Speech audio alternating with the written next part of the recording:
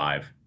I assume that's a countdown at this point. I think we're live. No, live actually. So yeah, hang on. I got him tied up in the basement. I know it's flooding, but I put water wings on him. No, don't worry. They're going to pay. Yeah. That's how we treat Mike Myers. I'm just saying. Hi, everyone. Welcome to Friday. Hey, hi, Scott. Hey, Dave. How are you? Hey, it's Friday. It's Friday. It's you dry. Are man. I couldn't get any better. You are quite tropical today. You know, I knew Tulawit would be one of the first people on, and I thought I'm just gonna change my weekly schedule to honor somebody every time. Wait till next week. I'll wear something Italian, an Italian suit, perhaps, or maybe Italian boots from the '60s. I'm wearing Italian loafers. Does that count? It certainly counts. Not that you can see them. All right. So all that. I was with you. We got a message from Michael Smyer that we both took to mean 5 seconds to go, and no, it was live. So hi guys. Oh, it was a typo. Even better. I'm sitting here going 5. Oh, I guess I should start counting 5, 4. Oh, wait, I'm looking at myself on the screen. Let me look at something here. Well, hello everyone, I tried. And welcome to Friday Pi Day, the Q&A with Dave Rush and me, Scott Jernigan. I am Scott Jernigan, editor-in-chief for Total Seminars, writer, educator. I've been working with Mike Myers, our president, for a long time as his co-writer and editor and instructor for a lot of our live training. That's me. It is. And I'm Dave Rush. I am the senior janitorial staff at Total Seminars. Since we haven't been in there since March 3rd, there hasn't been much to clean up, so I don't worry too much about it. Also, on occasion, I am the senior instructor here. Scott is actually, I think, probably officially the senior instructor, but they keep him so busy that they let me do it sometimes, and I get to do a little bit of practice here. And rumor has it, I'm something of a pie guy. Gotta tell you, I have been having a good time today doing pie stuff. Getting ready for upcoming things. I open up my wallet for projects that you won't have to open your wallets for, but for demos and things like that. So what do you got going on this weekend, Scott? I have, so my neighbor across the street happens to be one of the, if not the first trumpet players for the Houston Symphony.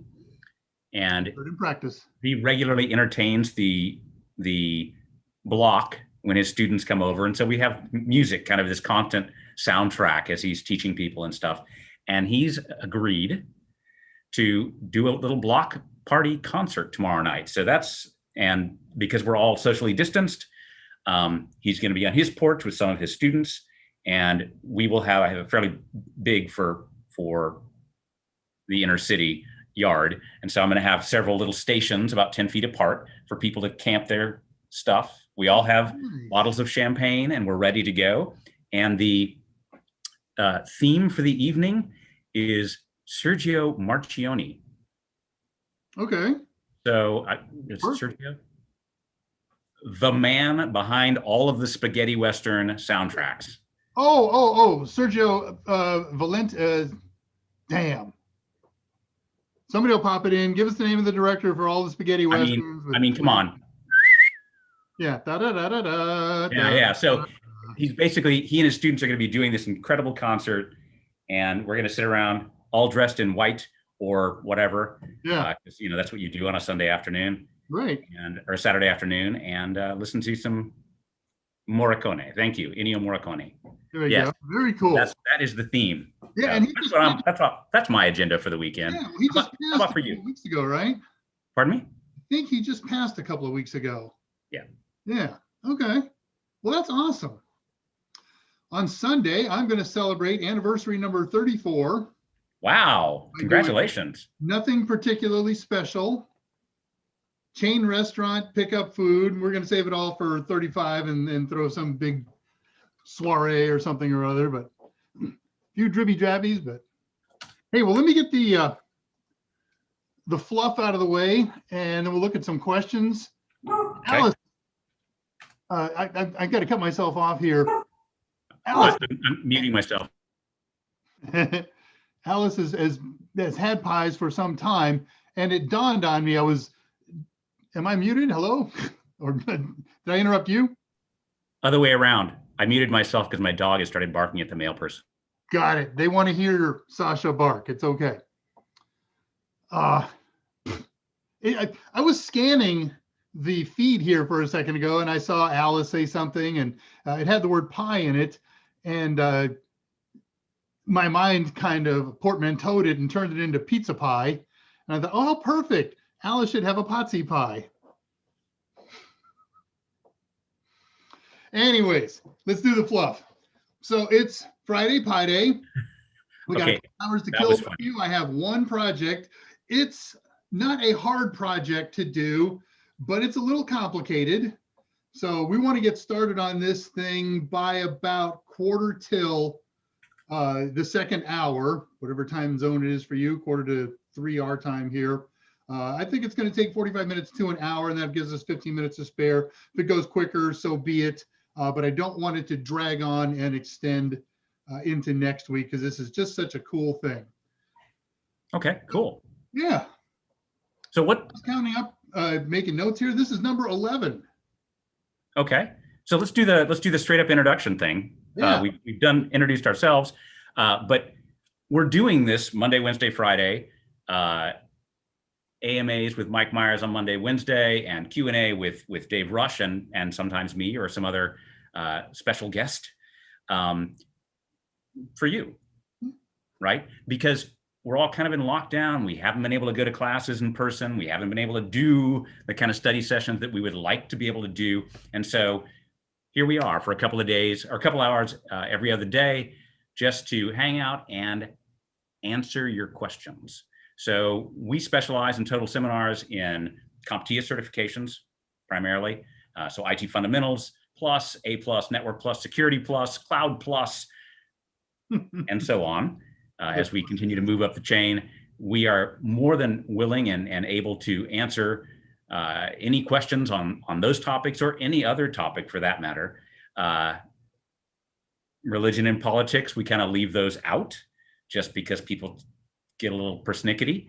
And yeah, so anything else, fair game, go ahead and ask. If we don't have an answer, we will find out one. And we really love this stuff. We love the whole computing and networking and security stuff and love troubleshooting. And a lot of you guys do too, and gals do too. So ask questions, feel free to answer each other.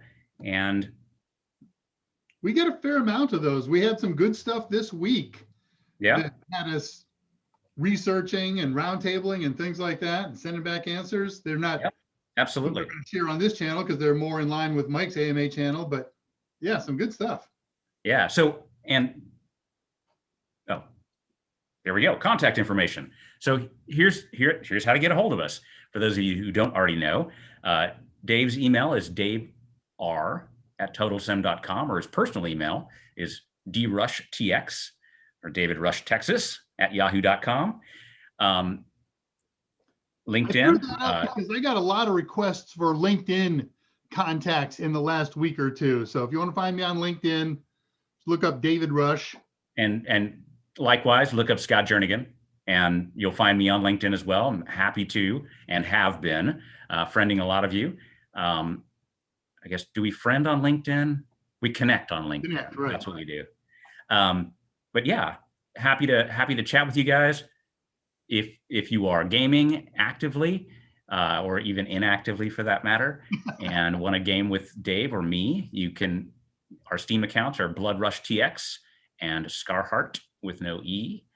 And my email, it's right there, scottj@totalsem.com. You can also try to contact us via our telephone number, 281-922-4166.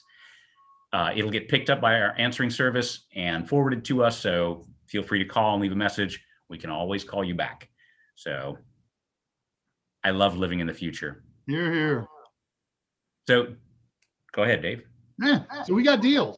And I think I copy pasted this one from your chat the other day, so double check me on this one, but same looks the same as last week. That's what's got me concerned. So 50% off A plus, Net plus, Total Tester, and Total Tester and Sims bundles, and Sec plus Total Tester. And Scott is working diligently on Sec plus Sims. The code Carpe Diem, live for the day. When you check out, that's good till this Sunday night, October 9th. No, I don't know what time or time zone.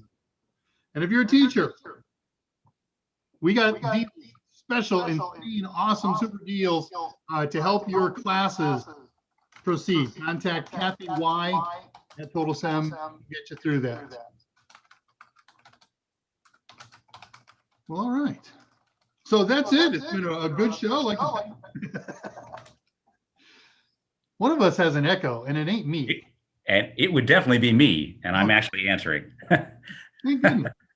So yeah, I had paused the stream on the other screen.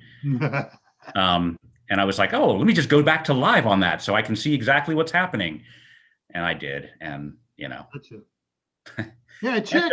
We were talking to see if Jose Braden is here. He's not. At least I can't add him. Okay. But if he comes up, cool bananas. Say again. If you haven't posted, you can't act. Right. You can't act somebody. So Jose, if you're here, just post something so we can say hi and share. And we're going to repost your invitation on Wednesday. If you weren't here, Jose, we were talking about, or you guys were talking about setting up a Discord server. And Jose raised his hand and said, I'll do it. And so he's created a Discord server for all of us who hang out on these AMAs. You want to talk total seminars, you want to talk CompTIA stuff, you want to talk Pi stuff.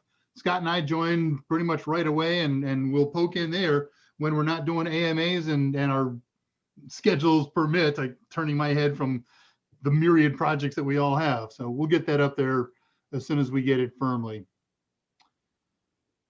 Oh, questions. All right, so what do we have? So Andre got his Pi, which was awesome.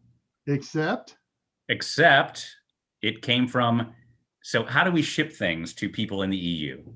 We ship them from amazon.co.uk, right? This is how I sent U.S. women's national team to my daughter during the World Cup a few years ago when she was in France. This is how we send a Pi to Andre, big winner. Except for some reason, the UK still is not part of the game and has their own little separate power units and power connectors and all that. So yeah, conversion. Yep, quick, easy fix. Voltages are the same, I'm pretty sure. It's all 220, I think, yeah. Yeah, we just need a plug adapter. Hey, by the way, meant to mention, for any of you who are in the Gulf Coast as a target for Hurricane Delta, not only do we wish you all the safety and batten down, what the heck are you doing watching this? You got 4 hours before it makes landfall. I want you here, but I would rather have you safe. Get off and go get buttoned up. Right. So who else is here? Tellowit, of course, is here, as we have established. Alice, hello. Or should we call you Cinderella? I love that. Scott and I were talking behind the scenes, and he was scanning the feed and saw your Cinderella line and how people make fun of you. And I'm saying something very serious to him about prep and what we're going to do and things like that. And he just starts busting out laughing. So just like in previous weeks, I have the chat that we're actually following right above the screen in front of me. And then I have the chat that's happening in real time to my right. So when I turn to my right and start laughing when Dave is saying something very serious, I'm not laughing at Dave. It's because you guys are busting me. And that's the way we go. So hey, Brendan's I think we're also, you might as well just give us the police story, because the jokes are already flying. Oh, I'm sure. I got no story for that. We went to the concert. They got back together to do a concert, I don't know, 10 years ago, something like that. And we said, heck yeah, that's a bucket list item. And the only thing I have to say about it is the fabric on this shirt is the softest fabric known to man. If you put it on, it's a sensual experience. You'll go to sleep, you'll do something happy, but I'm terrified as a result because it's so soft and so thin that. No need to go beyond that, Dave. Yeah, I know. I stopped. I found the line.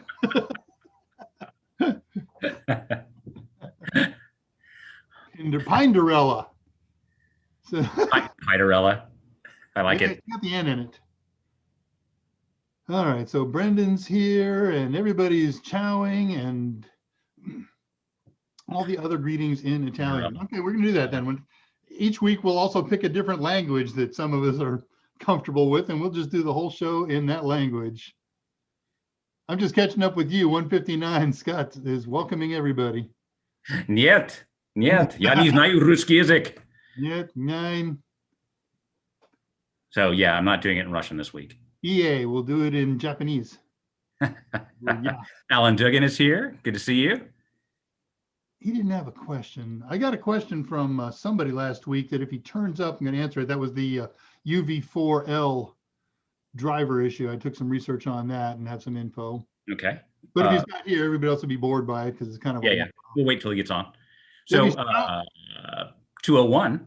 I'm going to go ahead and say timestamps at this point because why not? Yeah. So people can follow along.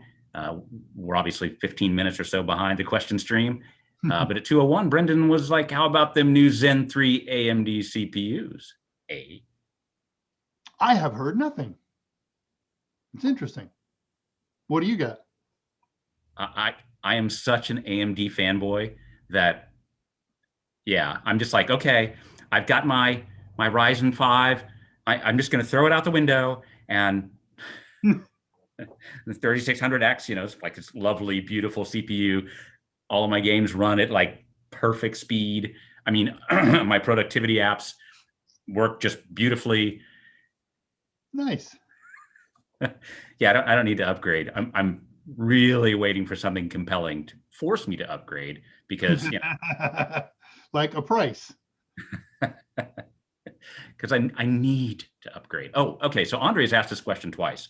Okay, I guess we'll answer it. This is at 2:03 and even well before we got on. And he's got his Pi kit, and does it need the fan? Okay. Pi 4. So there's some opinions on that, and somebody asked Eben that a couple of weeks ago, and his answer, and I share this answer in my own experience, no, unless you're going to run all 4 cores at 100% for hours on end. So I have no fans on any of my Pis except for one, and that's because it came in a case that had the fan mounted and the case is pretty tightly enclosed. So no, unless you're doing something really nuts, it's going to run the thing full time, full bore, probably not. Okay, so and just for the record, that was Dave name dropping because 2 weeks ago, Dr. Eben Upton, the creator of the Pi and the founder or co-founder of the Raspberry Pi Foundation, was on Dave's show. So yeah, so we're on a first name basis now with Dr. Upton, or Eben, as we say. So that's who he was referring to. So when Eben was on the show, we were asked that same question, and that was the answer from the man himself. Yep. So lots of people checking in with each other. Axe is here. Don't you mean boxed wine? Do we have to go through the wine thing again? Yeah, I already went there. Thank you. God. I feel bad that I prolonged it a week or two ago. I guess I did that last week at some point. I'm done with it now. So Brendan S. is here and Elbow is here. They are. Acts. Yes. Hello. Patricia Grace. Good to see you. Debbie Strauch. Wait, you need to say that name. Yeah, that one's Strauch. And Debbie got your LinkedIn and hooked up with you. I did too. Yeah, absolutely. Choice of phrase. So, okay. So we're now all first degree connections. Oh, God, tell it. Oh, yeah, the jokes are coming, man. I don't. We just buzz by. Oh, come on, man. It was a good one. It was like, not to get into religion, but we're all just spirits in the material world. Oh, okay, I'll do that. And I'll do lines from Police all day long. Elbow, I'm on the edge of buying a Pi. But I think right now I'd rather spend the same money towards Star Wars Squadrons. I don't know. I think it's a bad choice. Star Wars will always be there. Oh no, but the game just dropped this week, Dave. It just Which dropped means, this week. which means if you can wait a couple of months, it's going to drop. The price will cut in half. Well, Or actually, do what I did. I ran into a surprise expense last week, and I didn't have the budget for it. It was that or another 4 gig pie. Kidding. I didn't buy any pies last week. But I said, well, I'll tell you what, I'll just do what I did back in college when I needed money. And I went and sold plasma. So now I can have everything I need. I'm shaking my head, but yeah, I do. It was, got to be able to afford beer and ramen noodles, man. That's right. Your priorities have to be in order. Yep. Beer and ramen noodles. Yeah. I want to get through some of these, and then I got some stuff I want to tell everybody. Okay. Get through a few more, and then but I'm behind. It's what, 2:08. We're 12 minutes behind. We can catch that up real easy. Okay, so any question? Did Anakin really not do the math on Obi-Wan? Yeah, look, it's so easy to poke holes in Star Wars plots. Just enjoy the movies for what they are and count your blessings. I suspend my disbelief and just go. I let the Force move me. Exactly. Yeah, check us out on LinkedIn for sure. Yeah. Debbie at 209. I've learned so much in my networking classes this year so far. I'm a newbie. No, you're not, because now you've learned a lot in networking classes. You are now an old hand. So my question is, how do you know what command to use when and where you're working? By the way, we're connected on LinkedIn now, yes. Okay, my thoughts on that are you've got to practice all of the commands that you encounter so you know what they do. And then when you find yourself in a situation that you're diagnosing, you go through, after time, kind of a mental troubleshooting model. We have a 7-step troubleshooting model in Network Plus, and you narrow down to that first hypothesis and say, oh, I think I have a disconnect, or, oh, I think I have a whatever. And once I've got a theory, now I've got to test that theory. So if I think I have a disconnect, what's the best command available to me? No, it's probably ping or possibly trace route, something like that. So it's really about knowing the commands and what their capabilities are. And that will answer that question for you. I know what this does. I know what situation I believe I'm in. I think I'll use this command. What do you think, Scott? No, I'm totally with you. Just practice, and eventually you'll get the 10 or so commands that we all use, and just instinctively go to the right one. Yep. So, and there's always help. I got a question yesterday in A+ on Udemy from a serious old timer who asked if I remembered using a utility that came out in 2004. It was called WinTernals. And is there anything still like that around today? And I remember using WinTernals. It's not something you got for yourself. It was a $1,500 package, and computer shops had it. Right. But WinTernals, as all the cool things, it had wonderful, massive amounts of utilities. But in 15 years, so many people have made better versions of those things, free versions of those things, open source, that WinTernals finally closed the doors. Their websites are down, and the only place you can find them is, what's the cache site for old websites? The Wayback Machine. Wayback Machine, right. It's the only place you can find it anymore. As I'm looking for it, I found CNET download WinTernals. And so what the heck, would be interesting to take a look at and see what it does on Win 10. And it just takes you to their dead website. Nobody even picked it up and said, I'm going to own WinTernals from now on. Bad. Hey, human sighting behind you. It's okay, leave it up. No, it's all right. Patricia Grace, echo. Now batting, Manimoto. Let's see, Brendan S. I'll check it out because YouTube is severely lacking in quality. Okay.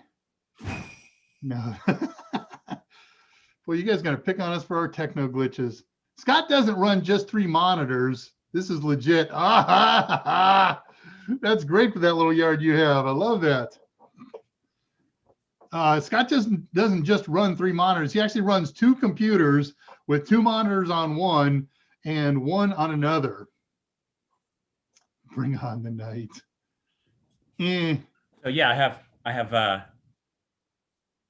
my Windows machine with 2 giant monitors on over here where I play games. I mean, where I do my productivity stuff. Yeah. Oops. Right. The Freudian slip is showing. And then I have I have 1 monitor on this side of the desk with that's connected both to my laptop and to my Pop! OS Linux machine. So whichever one I'm running at the time is what shows up on the screen. So cool. All fun because more computers are better. So that's my new, I got my new electric lawnmower because, you know.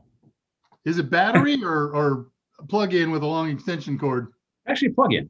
Okay, yeah, that's what it looks like. You know, substantially less expensive for a better machine. So yeah, the heck. Cool. I just got to remember not to run over my extension cords. Right, yeah, that's the one thing everybody panics about, and rightly so. Hey, Josh Masters, I knew we had at least one person who was a regular from New Orleans, and I think there's more than that. So good luck to you, Josh. I got friends over by Slidell who said they're not getting it bad yet in the last hour or two. Nice. Yeah, it's just windy here, so. Yeah.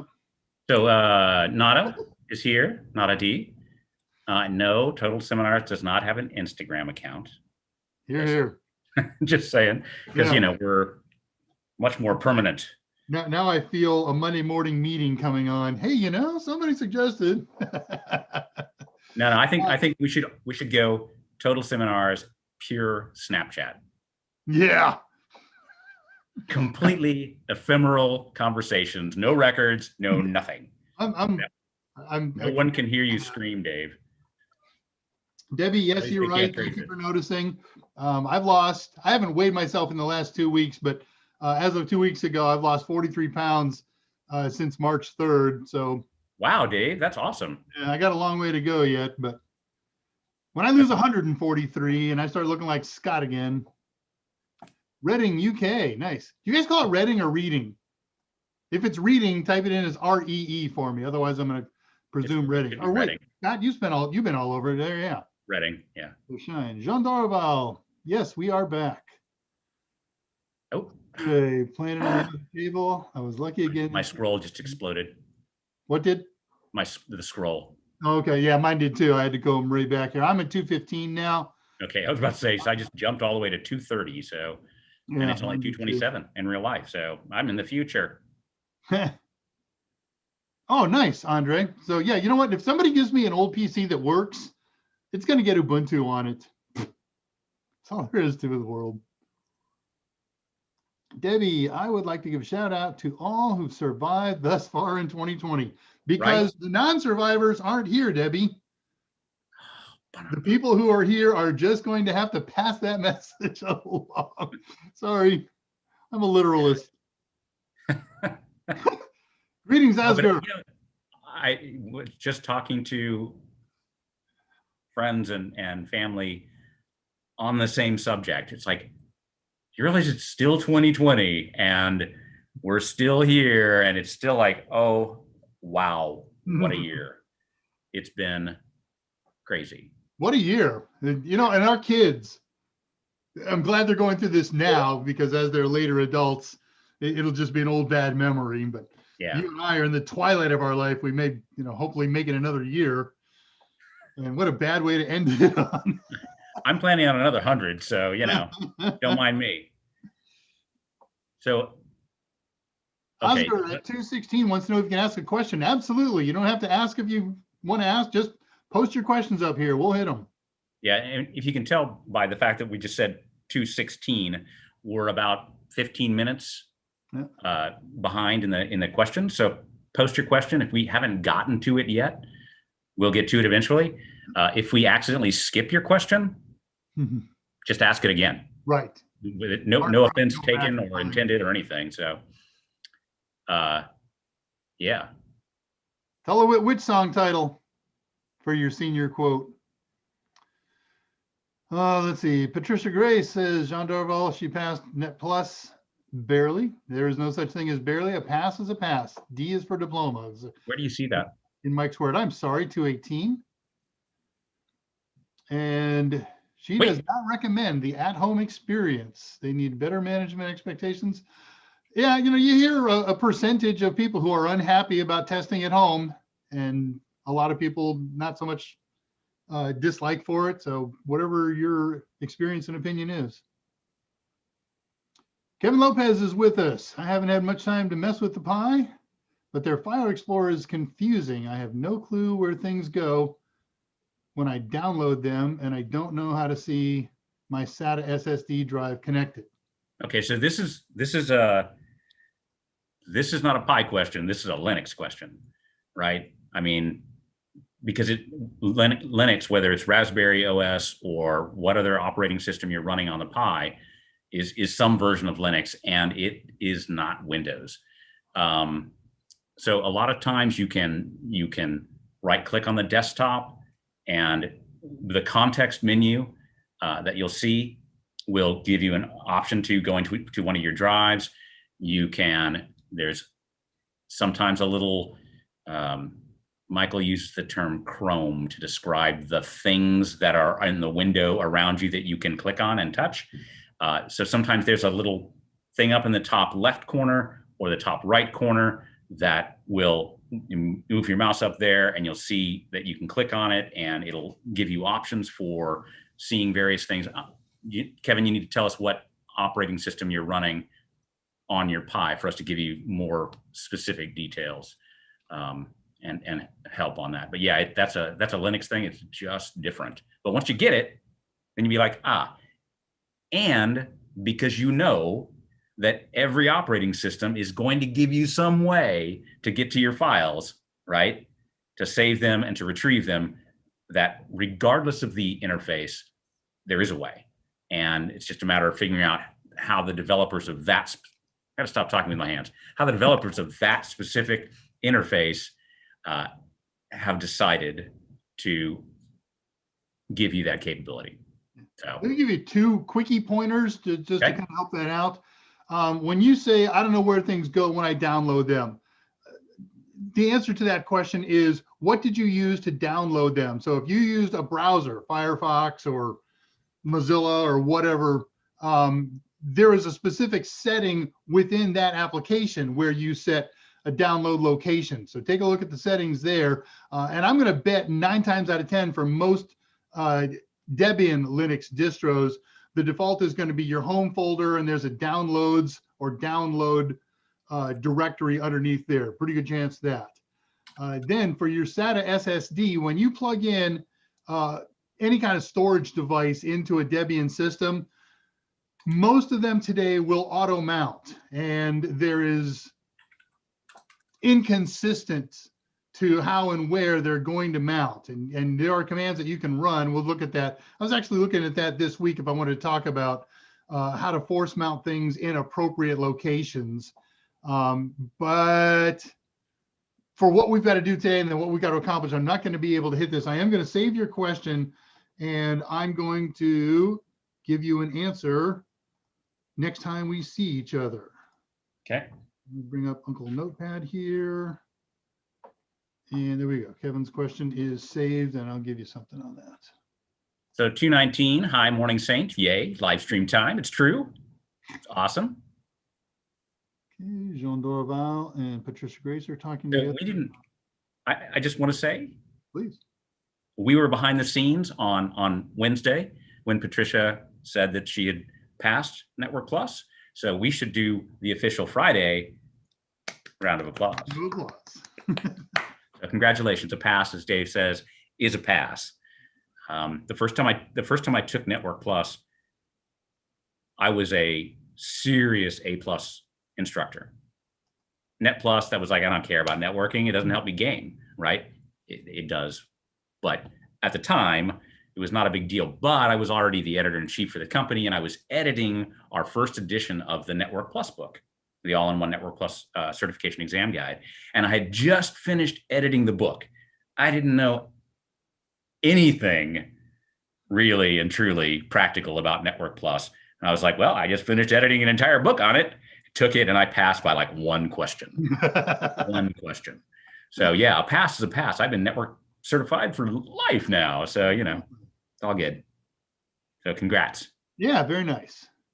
221, Brenda tells us that there's voice commands in the new Star Wars squadrons. So that's cool.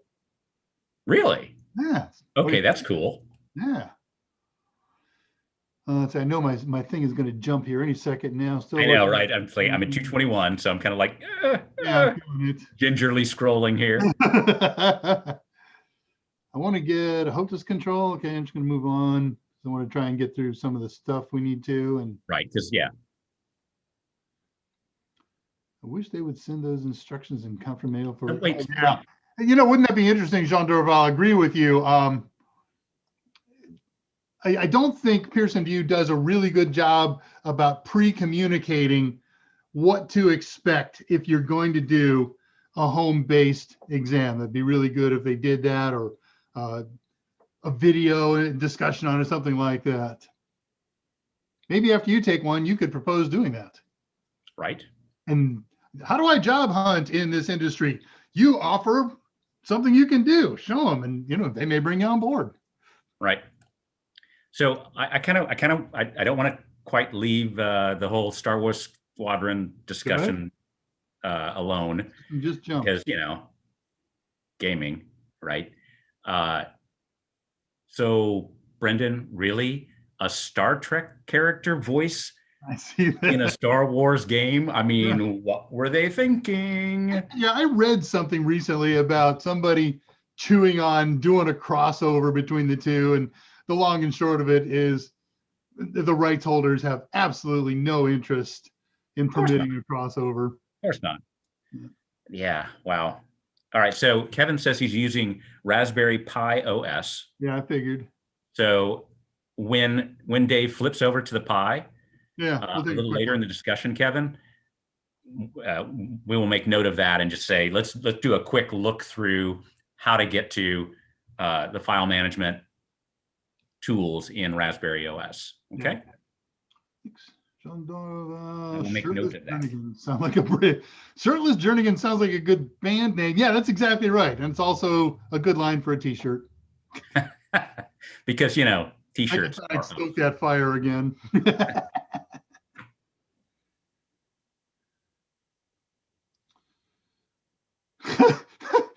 Tag yourself. I never tried that. Wait, what? 226, Brendan S. says, elbow, sorry, I tagged myself. That's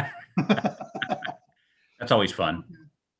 Okay, Kevin Lopez, does boot from USB only work in the OS drive you set it up with, or is it a firmware update that will automatically boot from USB even if you put it in completely new OS drive? So I'm not sure if you're talking about Pi or if you're talking about some other OS, but boot from USB in the Pi is a little different in RAS 4 than it was in RAS 3 and previous. In RAS 3 and previous, all you had to do was go run a one-time command, and that would flip a bit in this SoC chip that says, okay, booting from USB or other non-micro SD storage device is acceptable. And then you would simply install your bootable operating system on your external SATA, your USB thumb, whatever the case may be. When the 4 came out, it was so totally different that it has taken the better part of 9 months, however long it's been out now, for that kind of boot support to exist. They've had to, it's just so different. And it was only announced 2 weeks ago, maybe 3, that you can now boot from it. It does require a firmware update. The process is documented on Raspberry's site on raspberrypi.org. And they'll give you the whole step-by-step. I haven't done it yet. I've read it briefly, looked over it, but not enough to have it memorized. So I'm going to recommend a a trip over to raspberrypi.org. You're grinning pretty hard over there, Scott. Tell her it's cracking me up. That's all. I'm sure. Masters, thank you guys. We should be safe down here. At the least, we'll sustain some rain showers. Yeah, you will. You're on the dirty side. A very dirty side. That's a big storm. I haven't watched much Star Trek. We have a channel here that shows all 4 of the Star Treks in sequential order, one after the other. Of course, different season lengths, so they get kind of off track. But you can start watching Star Trek Old School at 7 p.m. and then Next Generation at 8 and Deep Space at 9 and Janeway, I guess all 5. The heck was the name of the Janeway one? Voyager. Voyager, yeah. Yeah, and then Enterprise. And now yeah, CBS is Enterprise to show the new one, right now. Discovery. Yeah. We binged that when it came out. It was okay to binge. I can't watch it again yet. Oh man, Demolition Man, seriously? That's a good song. But I like Da Do Run Run. Yeah, right. Da do do do da da da. Oh, so yeah, Patricia and John. People. I'm a serious paper person. And that's just Dave for that matter. Big fan of writing stuff down to solidify during the learning process in any subject. And I also do a lot of, in my creative writing, I will write my first drafts on with pen and paper. I'll type later and do all the editing and stuff later, but pen and paper, it's such a tighter connection with brain patterns, and you can write in the margins and write in between the lines, right, and like scribble things sideways and do all kinds of stuff that's hard to do on the computer. So you should see that when I submit hard copy stuff to him for editing, it comes back bloody, but he prefers it hard. Hey, 229, yeah. Alice has reported at the beginning of this that she was having a problem installing Apache, and now she's narrowed down her problem. Looks like she's got it identified. She's trying to install Apache on a computer that has another port 80 process. So yeah, you're right. You can't have 2 different same processes running on the same computer. There is an easy fix. Excuse me. You can change the port of one of the 2 with a config file. Excuse me. It's one of the really great things about Linux is the apps are so configurable that you can go find an appropriate config file and change everything in it. But you got to keep track of it. And when you try to access it, remember to access it with : whatever the alternative port you specified for it is. So 192.168.1.47:200. There's a new name for me. I just jumped. Hold on. Okay, 230 Duale, D-U-A-L-E, Adon. Hope I have that pronounced right.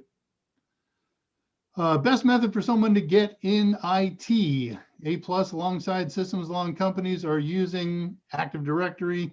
Right, so look, the best method to get into IT is, and this is a little bit different than what Mike recommends, but it's along the lines. What do you want to do? Number one, what do you mean get into IT? Do you want to be a bench technician? Do you want to manage an IT department? Whatever that is going to be. And then what I would do is I would start hunting the job sites for positions that I can pursue right now. Maybe I want to start as a bench tech and work my way up. And so I'll look for bench tech positions, and I look for the credentials that they want. And I'm going to apply no matter what they want. There's my Mike tribute. And in the meantime, I'm going to start working on earning those credentials. Right. So there's a way. Get a degree. It goes a long way toward any career. And if you can't do the 4-year degree, then getting a job and starting on your certifications on nights and weekends, that's a completely separate but very viable path. Yeah. Hey, Andre, I slid by your comment earlier that you managed to bypass the password and get that donated machine up and running. So very cool. Yeah, it's pretty old with an 1156 socket in there. Yeah, but but with Win 10 if you got enough RAM. yeah, exactly. It'll work. It will work. Message for you, Scott, from Elbow at 231. Yeah, he's Oh, got the yeah, same. He's got the same CPU I'd have. yeah.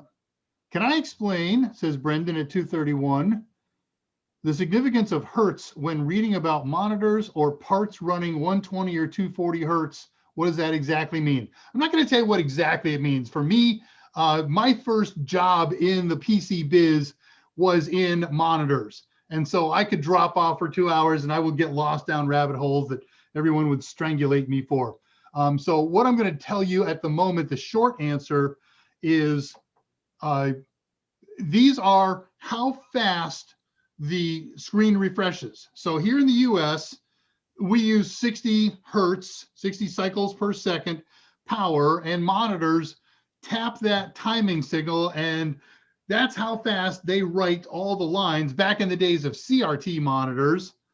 Now with LED and LCD monitors, we don't have to do that anymore. We don't have to update an entire screen all the time. If you have a screen like perhaps what Scott and I are looking at, there are only a couple little sections on the screen that are moving. Everything else is static.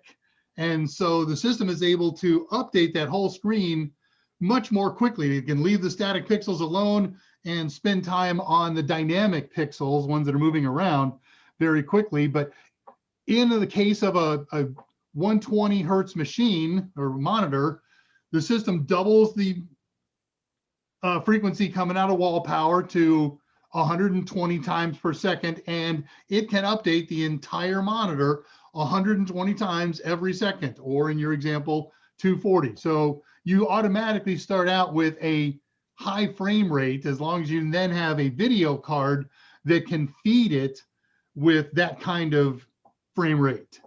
So yeah, 240 hertz monitors are awesome. They're really expensive. But if you're not playing, I don't know, somebody who said they were running Minecraft the other day, might have been Elbow, at 200 frames per second. Yeah, you can take advantage of that. Yeah. So, and just to sum up what Dave said, the faster monitors are primarily gaming is what they're focused on. So, because that's the only time you need that kind of intense, very quick refresh. Like movies and stuff don't even take advantage of that. So, gaming. Gaming, that's what it's all about. It is. So at 2:32, Tulowitz has a question for you as well. I saw that. What's the synchronicity between a Pi and an Android phone? That's a pun question. Synchronicity from police. No, I'm taking it seriously. Okay, you feel free to answer them seriously. I'm going to look at 5 more questions and then I'm going to start a presentation here. Scott Jernigan, new confirmed infections are going up fast here. Okay. Yeah, So no, that's no religion, no politics, no COVID. Well, I mean, yeah, I know, we're all in it. COVID, we're all in the COVID boat together, man. So hey, there you go, Brad Taylor. All right, that works a perfect segue. 236. 236. He was our UV4 guy. So, Brad, I went and did a little bit of digging. Let me pop up Uncle. Okay. All right, cool. Welcome back, Brad.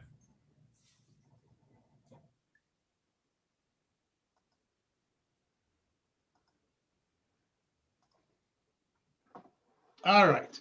So I did some digging on UV4 links. Wait, let me go to my notes. In fact, let me look at those things because I've covered so much ground with so much other stuff today. I'm just going to leave that up for a moment while I talk notes. UV4. Okay.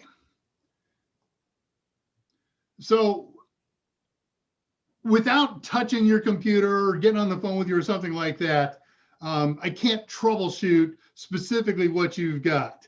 So I went and did some research on people who have had common issues, and I'm sure that yours is one. There's almost never anything new under the sun. So the first thing that many of problem havers, is that a word? Have discovered is that there are a ton of dependencies that have to be downloaded And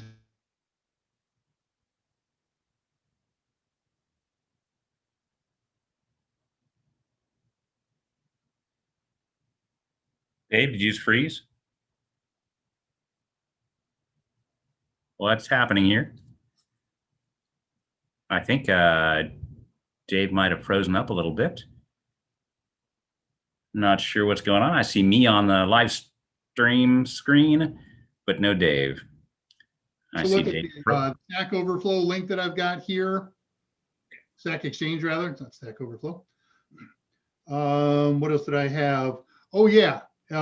Lots of people have indicated that even when they get all that, yeah, we definitely have lost Dave. So I'm assuming he's going to pop back on here in just a second. And not sure what's going on since he's the one. Yeah, my system lost connection somehow. Well, there you go. And I still don't see a picture of you, although I hear you in the background. There we go. There we go. Hey, Dave, welcome back. Hi. All right, I don't know how much I got lost, but there's probably some dependencies missing. There's some likely heavy editing to do on the uv4l-raspicam.conf file. There's a config file that needs to be manually created, uv4l-uvc.conf. So these are all the things that I've run into, and they're all documented on these sites, at least these two. And then here's a way to use USB cam without. So I didn't have this memorized yet, but you can play this back in the archive. You're not looking at it because I'm not sharing anymore.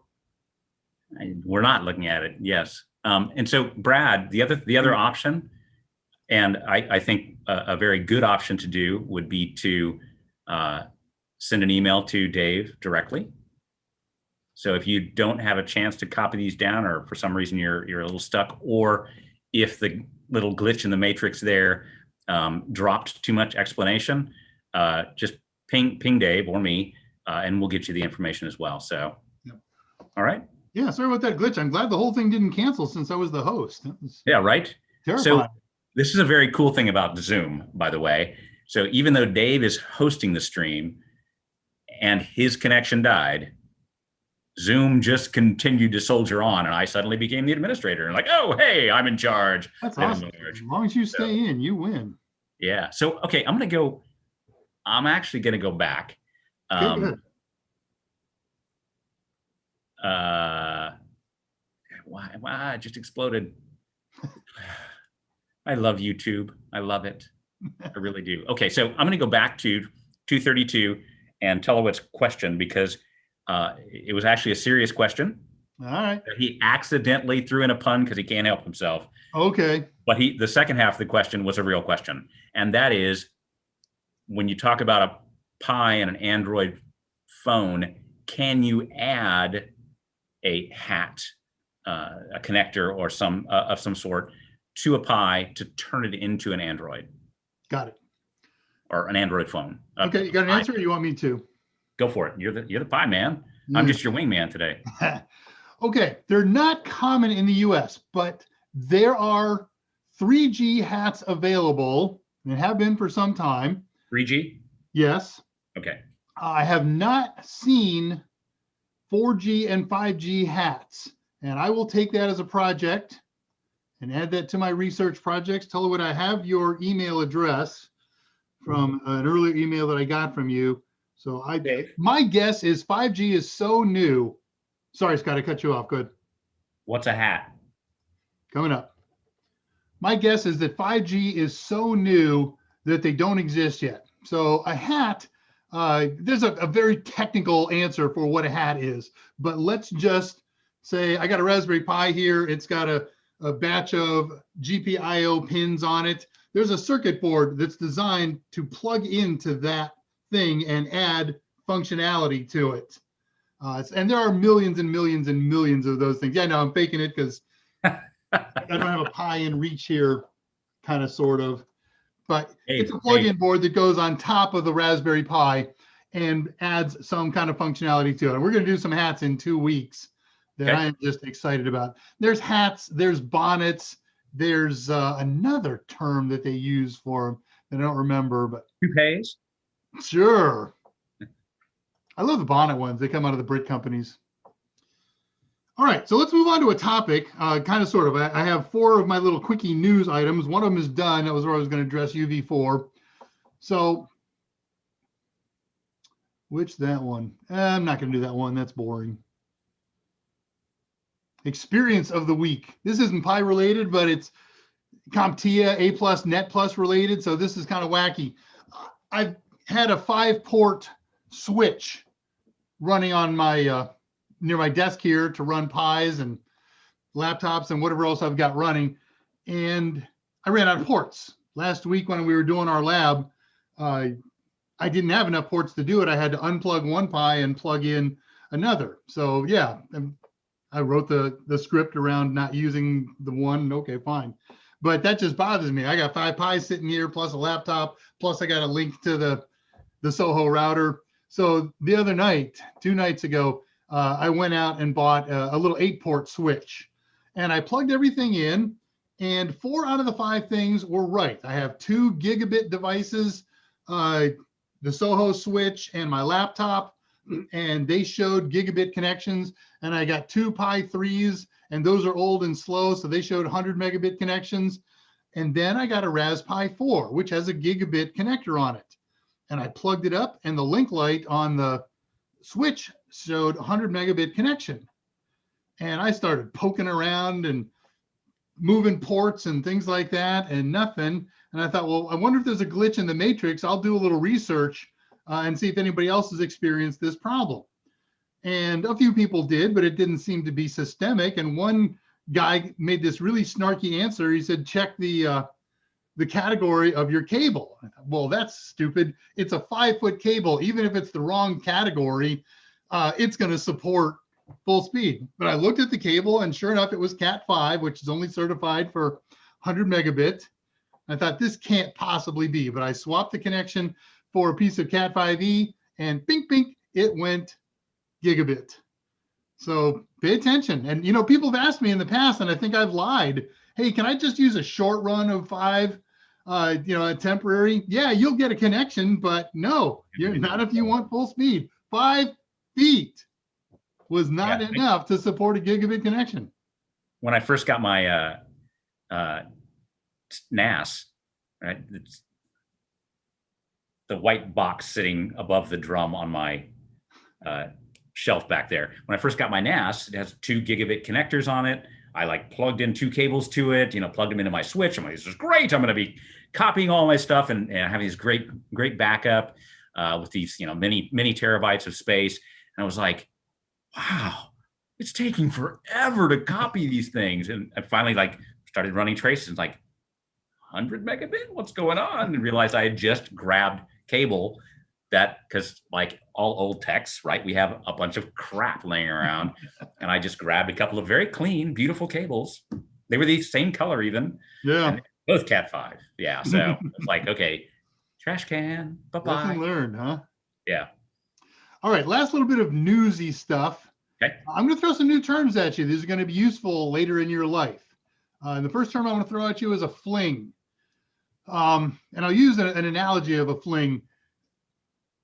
Lockheed, the old aircraft manufacturer, they had a division where they would just let employees turn themselves loose, work together, and just invent a project. They called that division the Skunk Works. And Lockheed Skunk Works came out with some things that were huge and technical advances and were adopted by the Air Force. The U-2, the old spy plane before the SR-71, was developed by Skunk Works. All the major players in Silicon Valley, Google and Amazon, they have Skunk Works type divisions where when employees have some time and they want to just work on something creative on behalf of the company, they do. So one of those companies is VMware. And wow, that was weird. VMware has a group whenever they come out with some cool, new, interesting, sort of unofficially developed product, they call it a fling. So VMware has released a fling this week. They actually demonstrated it 2 years ago but it was so buggy they didn't release it, and they just said, hey, this is something that we're working on. But it was now officially released this week. A fling is this particular fling is ESXi, virtual machine. It's a type 1 hypervisor, terms that we'll explain, that runs on a Pi. So a week ago, I told you about an organization who released a type 1 hypervisor for Pis. It was Xen, Xen. And it's a good thing. It's going to get better in the next release of Linux, which is due out pretty soon. But VMware has now a very solid, stable one that installs quickly and easily. And the cool thing is it's ESXi, so it's standard existing technology. And again, another awesome reason to go out and buy an 8 gig Pi, because it's a type 1 hypervisor. It's software that says, I don't need an operating system to run under. I am kind of my own operating system, and I will then support multiple copies of whatever kind of operating system you can run on a Pi that you've got. So people are running Raspberry Pi OS on it, and Arch and the CentOS, and fill in the blanks. So if you've got a need or just want to do some experimenting, it is no charge at the moment. I'm seeing words like 6-month no charge. That could be unfortunate. But if you're a VMware person and you've got some background in ESXi is just the next generation of it. And that's just freaking cool. It knocked me out. Yeah, jump on that, especially on the front part. Yeah, and why is this cool? This isn't just cool because you can run it on a Pi. This was developed to run on ARM chips, and ARM chips are found all over the place running servers and cloud servers and things like that. So it's a tool that makes all of these things better, easier, funner, faster to run virtual machines. And that technology was so relatively easy for them to downport to the Pi's ARM chip. So we're just kind of benefiting from the major work that's happening in the high end of the industry. So cool stuff. Hey, that's that. So let's talk about a project now. I'm going to try and get this finished in 50 minutes. We can do this. I've done this so much in the last few days. I can do an install in about 10 minutes or maybe 15. It's going to take us a little longer because we've got to explain some stuff. But today's project is a LAMP server with WordPress. So what are those things? A LAMP server is an example of what they call a web stack. A web stack is a pile of utilities, let's say Linux utilities for now, that aren't necessarily designed to work together, but have been made to work closely together to create a whole that's greater than the sum of its parts. So a LAMP server is called that because it's a Linux operating system, an Apache web server, some kind of SQL database, a MySQL database, a Maria database, some kind of SQL database. And then it all gets processed by the PHP scripting language. So we put them all together, you get LAMP. And PHP isn't the only game in town. They make LAMP servers with Perl, and they make LAMP server with Python, and multiples of those things. So that's going to be our stack. Say again, Scott? Do they all have to start with P? They tend to, actually, but of course not. And then once we've got that stack up and operating, then we want to have a tool that we can take advantage of that stack by building on it. Okay, well, let's use the term website. You can build a website on that, and you certainly should. But websites are just a small kind of example of something that can work well on a LAMP server. We can put blogs on them. That was what WordPress was originally designed to create. I'm brain farting now. It's a content management system, right? So there's all kinds of content that you can put in here. You can use WordPress to make a learning management system, an LMS. So really useful, really powerful stuff. LAMP stacks aren't the only game in town. Microsoft said, we don't have Linux, but you could do all this stuff on our Windows machine. So they've invented the WAMP stack. Windows, Apache, MySQL, PHP. And Mac said, to heck with you people, we can have a MAMP stack. Yes, they really do have a MAMP stack. Let me put up here the tutorial that I'm going to use. It's not going to be up long, but I want you to see it. Share. There it is. And you can, again, always look back at this at the archive.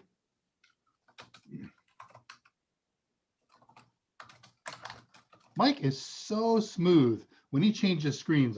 You know, I'm going to bite the bullet when he get OBS running on here. It runs on here. I just got to work out how we do this with Scott. So we're going to use one that's documented actually on the Raspberry Pi org.site.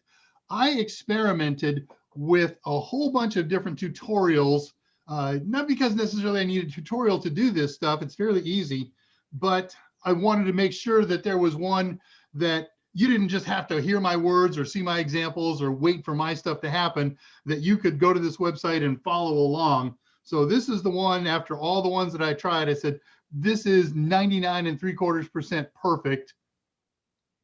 I did make 2 minor changes to the scripts. I'll point them out to you as I go, but I'll tell them to you now. One of them is every place that it said, put your password here, I set a password, Raspberry, and so I say, put Raspberry here.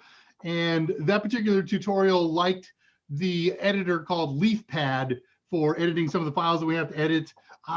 That's one that originally shipped with the first generation of Raspis, so it kind of fits nicely in the hearts of some of the earlier timers with this. I've adopted Nano as my favorite simple text editor. So those are the only 2 real changes that I made to it. Okay. Cool. All right, so step number 1, let's share. This one, WebPi control.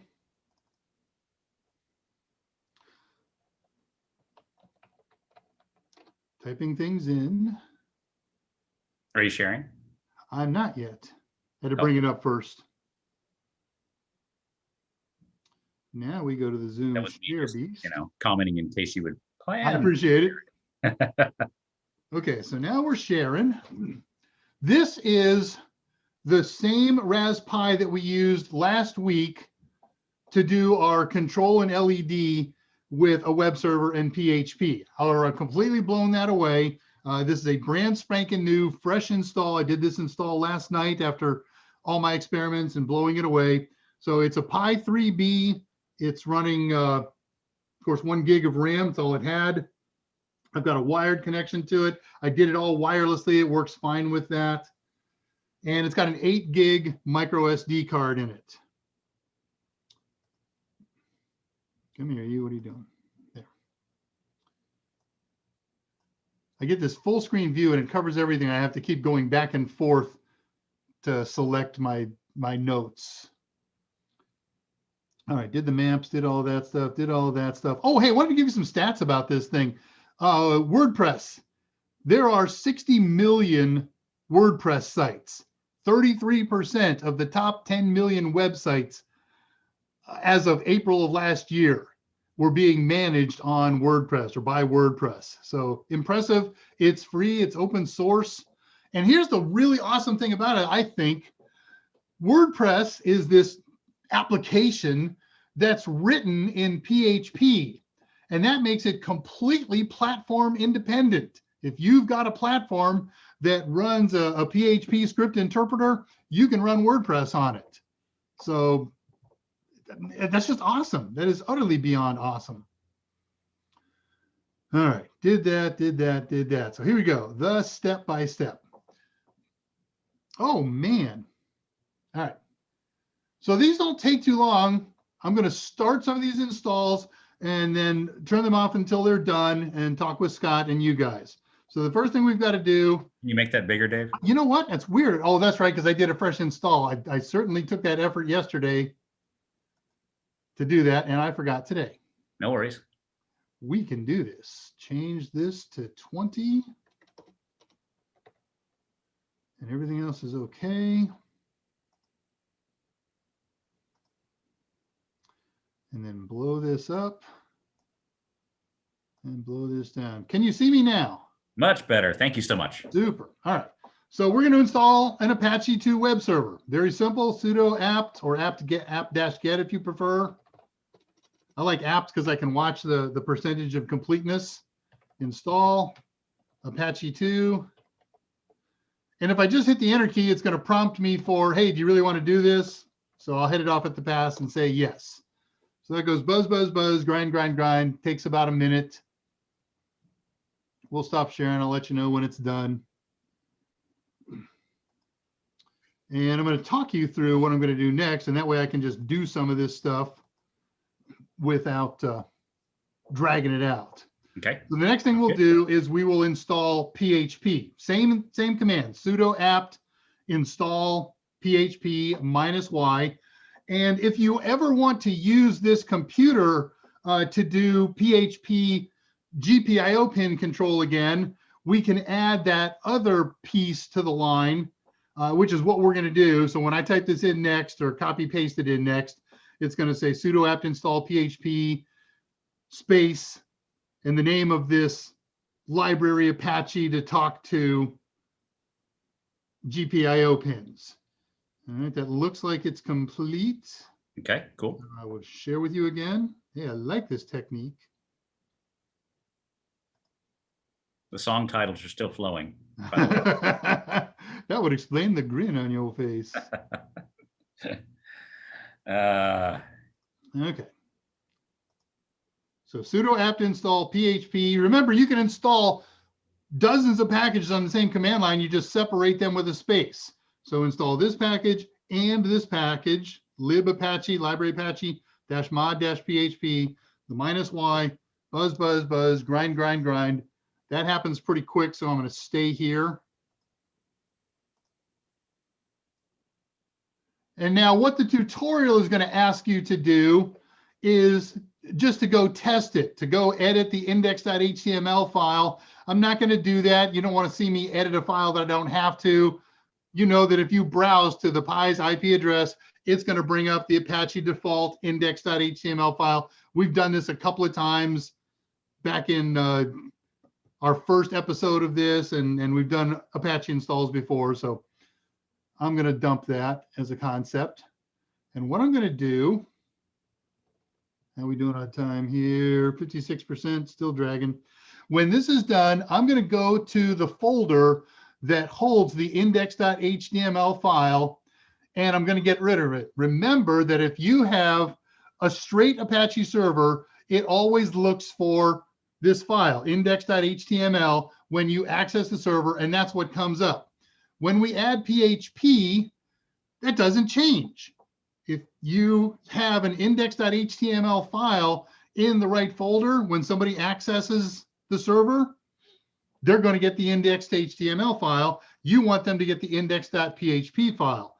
So I'm going to head over to var www.html. We'll clear so you can see it. And I'll do an ls. So the only thing that's in there is this index.html file. That's the default one that comes with an Apache install. I'm going to get rid of it. I don't own it. I could change the owner on it, but it's just easier for me to use sudo. So I'll sudo remove index.html. Okay, it's gone. There is nothing in this folder. Huzzah. And that's an important step to do.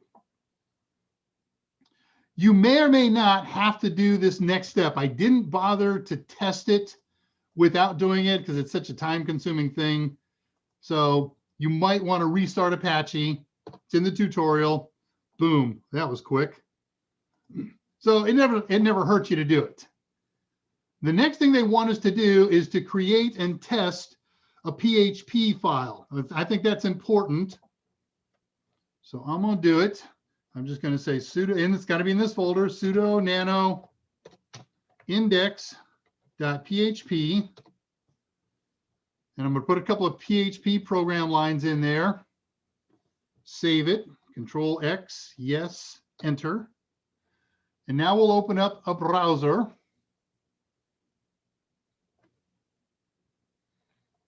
Yeah, I'm happy I used a Pi 3 now. It would have been up already if it was a Pi 4. It's the first time this was run, so they like to push that on us. Let's just say 192. We should be able to say localhost.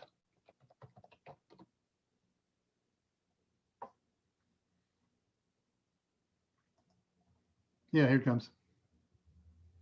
Okay, so there were two commands in that script. Let's type it, cat index.php.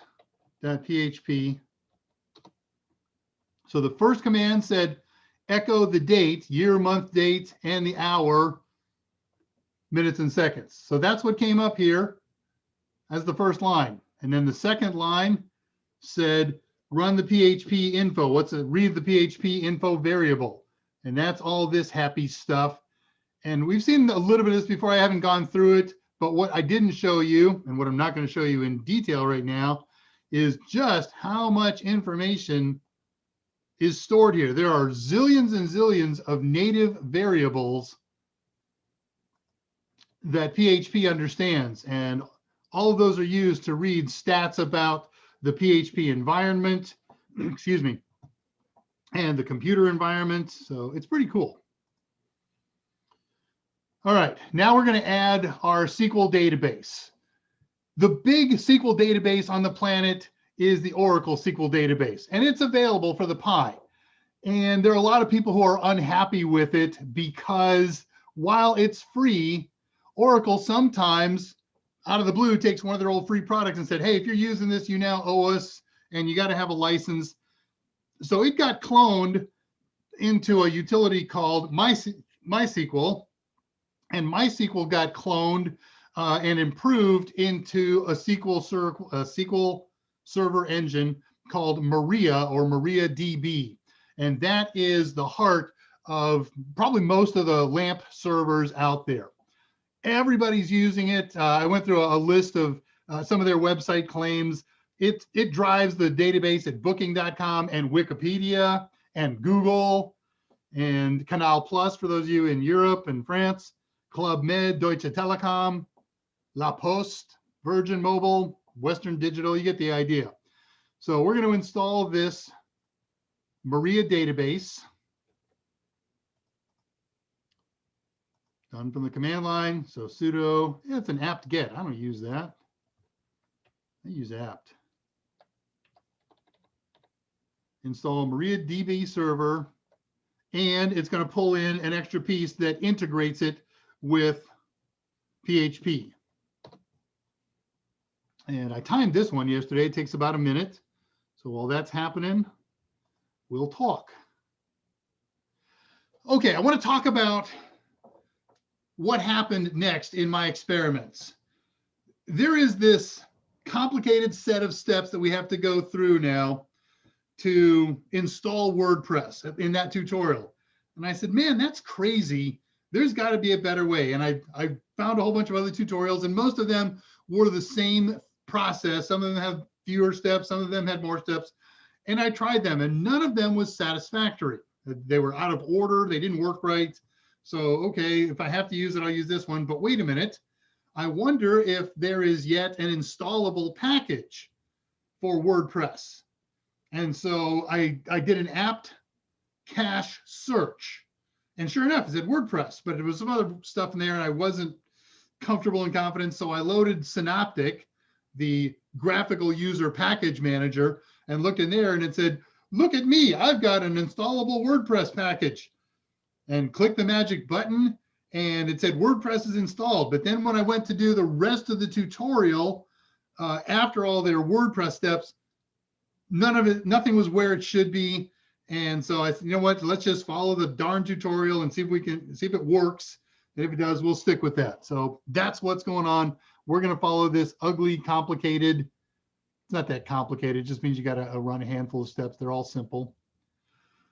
71%. I was hoping I could talk. Oh, this is the 2-minute install. Most of the other ones are 1 minute. That's a lot of stuff going on for MySQL, right? So MySQL is a database engine. And this is the real magic of it. When you create a web server with this, we don't create static pages that have text in them and HTML.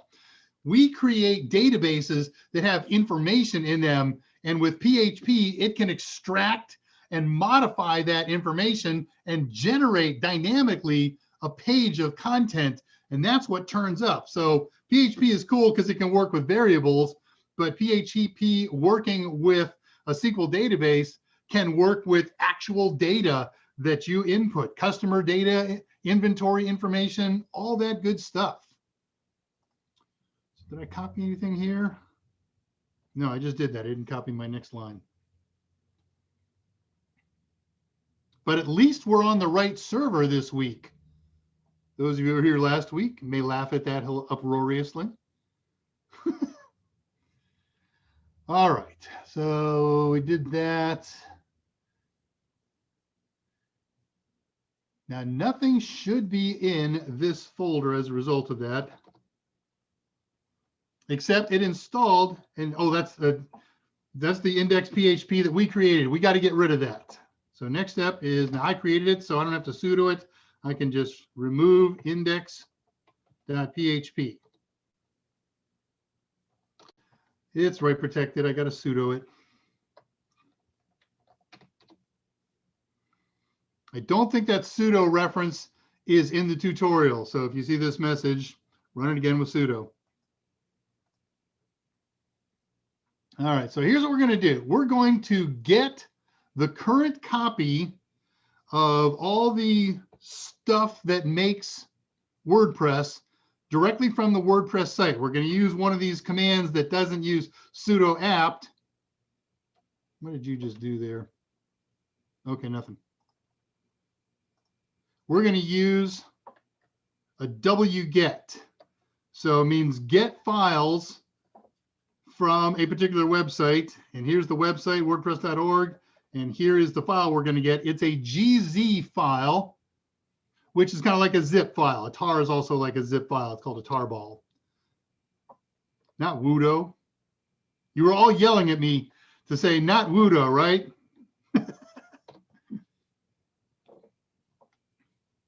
So all this is doing is copying this stuff down to a particular folder, and it's done. But it's got to be extracted now because, again, it's kind of like a zip file. So we're going to use a utility that's built into most versions of Linux. It's called tar. And tar unzips GZ files. So sudo tar, and there's some parameters it needs. And okay, buzz, buzz, grind, grind. It wasn't a very big file. And don't panic. I panicked on this one the first time I ran it and said, it's not doing anything. Okay, there it goes. It's doing stuff. Now let me show you what it did. Here's the GZ file that we copied down. It made a folder called WordPress, and it's got a whole bunch of stuff in that folder. I'll show you. How are we doing on timer? 22. We're in great shape. We're going to finish this easily. So I could run something like the tree command and show you all the stuff, or much of it, that was created and copied in there. And see how they're all PHP files? And that's it. All we got in here is directories and PHP files. Slick. Well, they're no good in that folder. CLS. They're no good in that folder. We have to copy all that stuff, that whole tree structure, into this folder. All right, I can do that.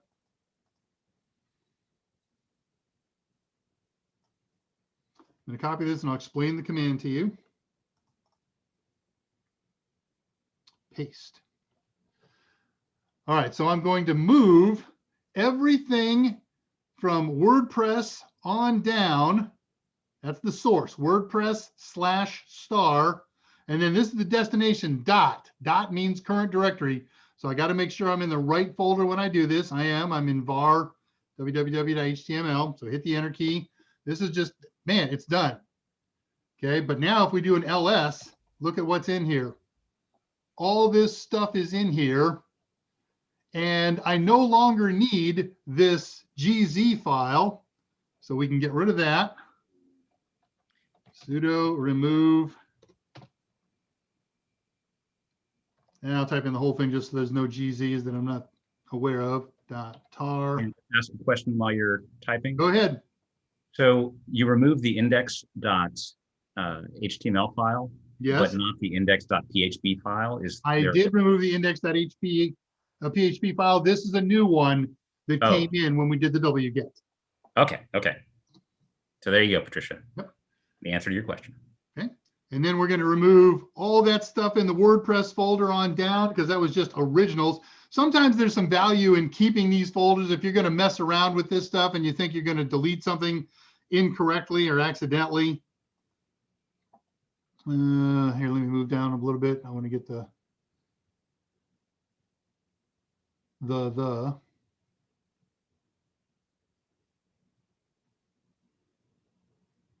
Oh, that's just weird.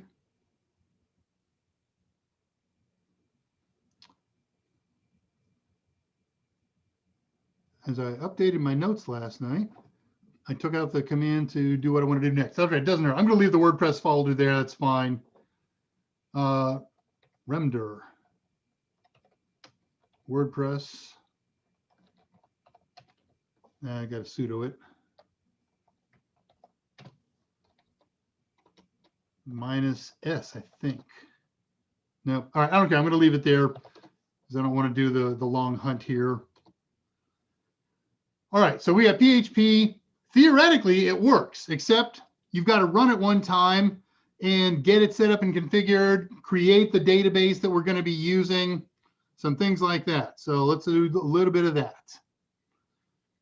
First thing we're going to do is give myself, the account that I'm using, ownership to everything in here.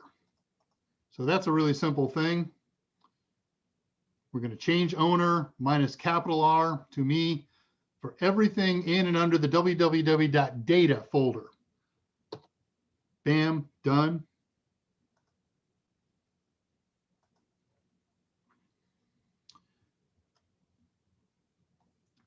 The next piece is to configure the SQL database. We got to make one and we have to secure it. We've got the database engine running. So we've got to run the secure installation part of it. MySQL_secure installation. And there's a couple questions to answer here. They're all documented in the tutorial what the answer is, but the good news is they're almost all defaults. So first thing, there is no password for root. I'm just going to hit the enter key here. Well, should I set one for root? And this, you're not setting one for the root of the pie. You're setting one for an account called root that's going to manage the database. So yes, I want to set a root password, and I'm going to use our favorite one in here. I wouldn't do this in the real world, but I'm going to say Raspberry, R-A-S-P-B-E-R-R-Y. And I would do it again, R-A-S-P-B-E-R-R-Y. And then we say yes to the next 3 or 4 questions. Remove anonymous users. Since it's capitalized, it's highlighted, I'm just going to hit the enter key. That means yes.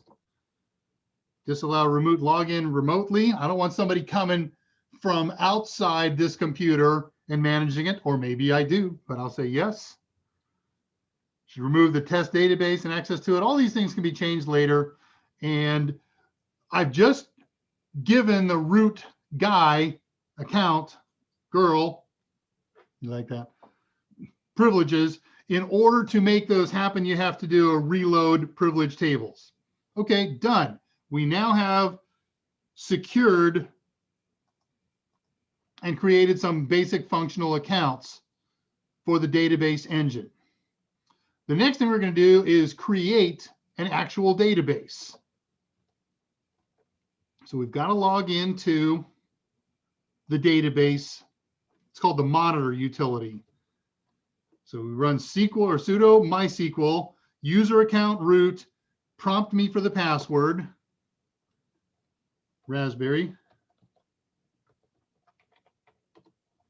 Hey, we're in. So this is the SQL database monitor prompt. When you put commands in here, sometimes you need single quotes. Yeah, they've got this single quotes around the H. Sometimes you don't. Sometimes a command has to be followed with a semicolon, and sometimes it doesn't. The tutorial has them all correct. So just copy paste from the tutorial. If you copy paste from the tutorial into Microsoft Word and then try to copy paste from Word into here, like I did for 3 days and had trouble, and Michael Myers saved my butt yesterday with some of this, it turns the single quotes into smart quotes. And those are wrong. You just got to backspace over the smart quotes and replace them with a quote that you find on your keyboard.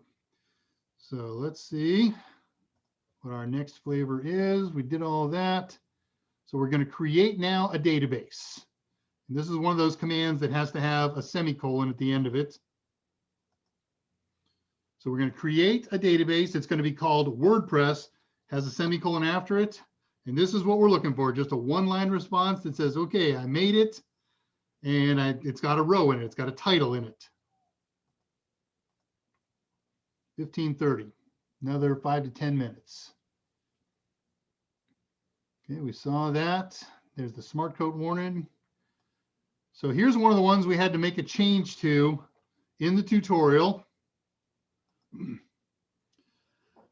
So I have to give this root account full privileges to the newly created WordPress database and everything that's associated with the WordPress database. So I solved my smart quote problem. Those are regular quotes. You can see they're not leaning in any direction. And then over here, identified by quote, word, quote, the tutorial says your password or something like that. And I said, no, we're going to use this Raspberry password because that's what it is. That's what they want us to do. So enter, it's got a semicolon at the end. There we go. We didn't get an error message, so we take that on faith that it worked. And then finally, since we've just assigned privileges to the root account, for those privileges to take effect, we have to do a reload of the privilege table, and that's done with this command. It could be uppercase or lowercase. For some wacky reason, your tutorial has it in uppercase. I tried it both. It's got a semicolon at the end and no error message. So this was weird. As I looked at some of these tutorials, I saw these semicolons. I'm not a SQL database guru by any stretch. I saw these semicolons at the end of the lines, and I thought, okay, that means then do this command, then do this command. And I would run the command without the sem, and it would bring up some wacky, weird error result. And so real quick, Michael Smyer, who's a guru on everything, what's going on? And he took over my screen and keyboard and said, Dave, you're an idiot. Follow the instructions as they're posted. All right, I'm done in the monitor. I've made a database. I've made accounts. I've given them rights. There are 3 ways to get out of this thing. And let me show you something kind of cool here. /H is help. Here's a whole bunch of shortcut commands. And there are 3 ways to get out of the utility. One of them is exit or /Q. You got to type in the word exit. You could also use the word quit or /Q, or you could hold down the control and press D. They all do exactly the same thing. So I'm just going to hit quit. Done. We are very close to the end. We got to configure WordPress now, and then there's a couple quick configuration updates to Apache. So to configure WordPress, we're now going to go back to localhost.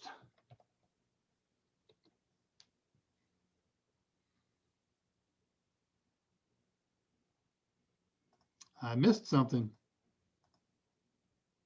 Oh, wait a minute. Nope, I did a refresh. Looking through the steps to see what I might have missed. Just reading. If you got any questions, Scott, while I'm reading, now's a good time.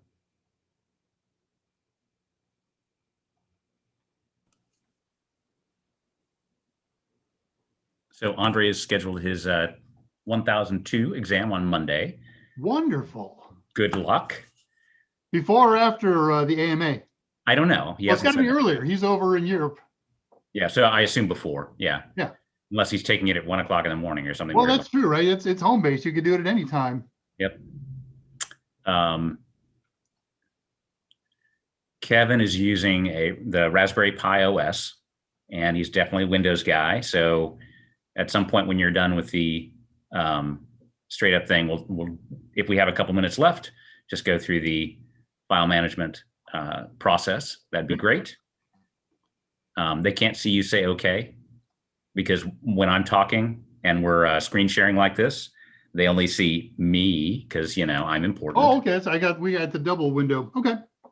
Yeah. So we have on Zoom, just for you guys who are curious, Dave and I can see each other. So he can see me laughing at your puns and jokes. And he's like, why are you laughing in my presentation? But you can only see Dave kind of looking at me as he's trying to type and be very serious. So there you go. Okay. All right. I found the problem. After we did one of the installs, you had to do a restart on the Apache server. So it would pick up the changes that it made. So I did that. I hit a reload here. And this is the first time that we run the WordPress installation. So just for safe, I'll follow along the instructions and hopefully not skip over something. Heck, there it is. It was right after the Maria server. I put it in the same code block instead of my usual procedure to put them in different code blocks. And that was the explanation for the miss. All right, now let me get back down to the instructions to answer all this stuff easily and correctly. Okay, we did that. We did that. We created the database. We exited. We are now in the Word configuration. All right, so first thing it asks us, what's your favorite language? English works for me. We'll continue. And then it tells us what we're going to do next. We're going to tell it which database it can control, what account it can use to control it, what the password is to that account, and so forth. So we just click, let's go. And most of this stuff is filled in for us in advance. The database name is WordPress. That was its assumption. The username, I think we're using host here. Check notes. Nope, we're using root. That's what I meant to say. Oops. Woo. I had my cursor on my notes and I hit the backspace a couple of times, lost some notes. The password is Raspberry. Isn't that weird? This is one of those very rare things where you plug in a password and it doesn't tell you. We use localhost, and notice this table prefix, it's pre-filled in, it's got an underscore on it. So we got to leave it there. That's kind of the nature of it. If you're a WordPress guru, you could change this stuff. I'm not. Let me check, all my numbers here are good. WordPress, root, Raspberry, or if you set a different password, use that. Localhost. You could also put in the IP address of your Pi here. And WP underscore. We hit submit to proceed. And now we've got to run the installation. He says, I've got the information. Now I'm going to apply it.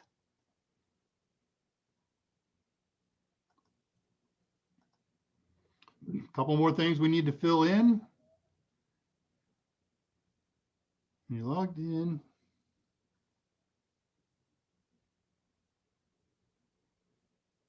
I did this many times. I haven't run into this. There may have been an update at WordPress last night. Install WordPress. Okay, fill out the information, give your site a title, create a username and password, and enter. And I didn't make notes on what account names are safe. So, oh yeah, okay, I know what I did with this one. So site title, we'll call this the drama WordPress.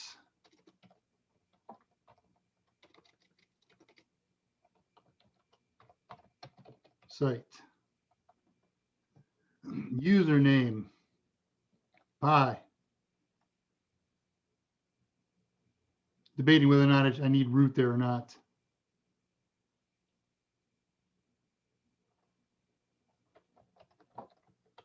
You're going to love this one, whatever we do there. I'm going to use root. So he says, hey, that's a weak password. Now, two things are interesting about that. If we back up and just make it Raspberry, it's only weak. But if we continue to fill it out, it becomes very weak. And it says you are not allowed to continue here until you accept the fact that you've made a very weak password. Okay. And we'll stick an email address in there. This is so I can get emails from WordPress. And here you can define whether or not you want search engines to look through your WordPress site. So Heck, I'll encourage it. What the heck? I'm going to blow this away in a couple days.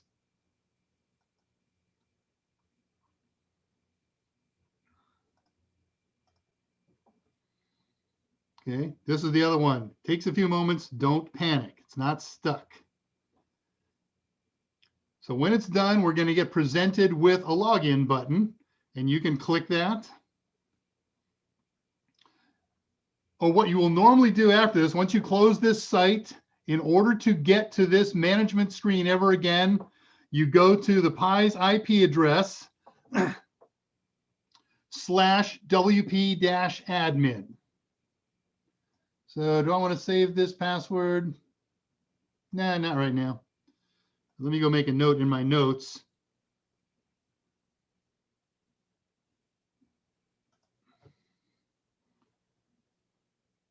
Before I forget this, stand by. Fill out the information, username, root, and password, Raspberry. Title, any. I do this because somehow, some way, someday, I'm going to make all these notes available to you. Clean out the dirty words, of course. All right, so we're ready to log into this thing to administer it.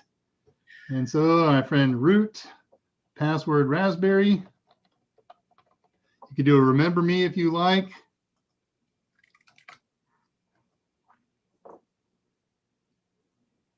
Yes, that's super fast Raspberry Pi 3. And this is the management dashboard for WordPress.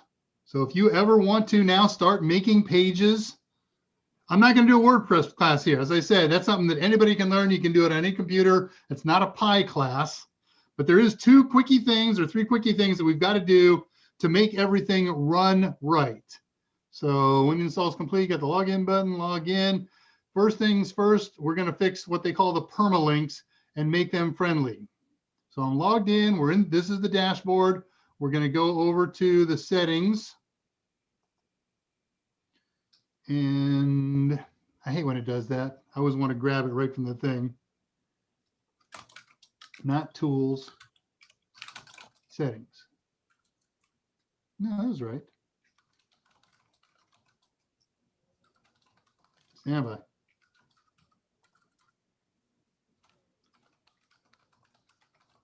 Permalink, make your settings more useful. Do this. Go to WordPress, go to the dashboard, go to settings, then permalinks.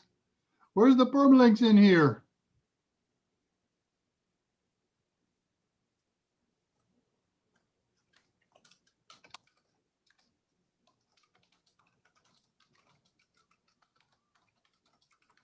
Import, export, site format, export. Settings. There you are. All right, and we got to go to permalinks. Tagline, site address. Where's my permalinks? They were down here. All right, all we got to do in here is change from this custom structure to post name. It's going to make accessing our web server a little easier. Next, one command that's going to impact the Apache database. There's a thing called a rewrite mod. It allows the system to change its rules. And it's a buzz, buzz, grind, grind. It happens real quick. And then one final thing, and that's we've got to do an edit on a file. So in the tutorial, they say sudo leaf pad and a path to the file that we're going to edit. I've changed that a little bit and made it sudo nano. So here's a config file. And there's almost nothing in here. We're going to put 3 lines, and the 3 lines have to go somewhere, anywhere between this virtual host :80 and the very end, a /virtual host. So it doesn't matter where you put it in.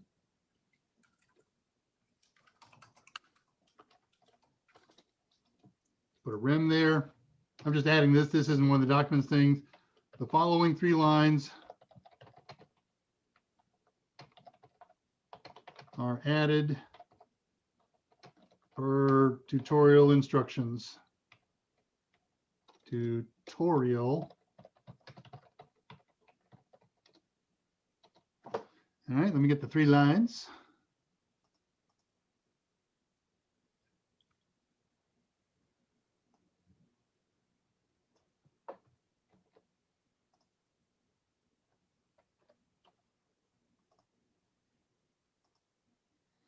Boom shakalaka.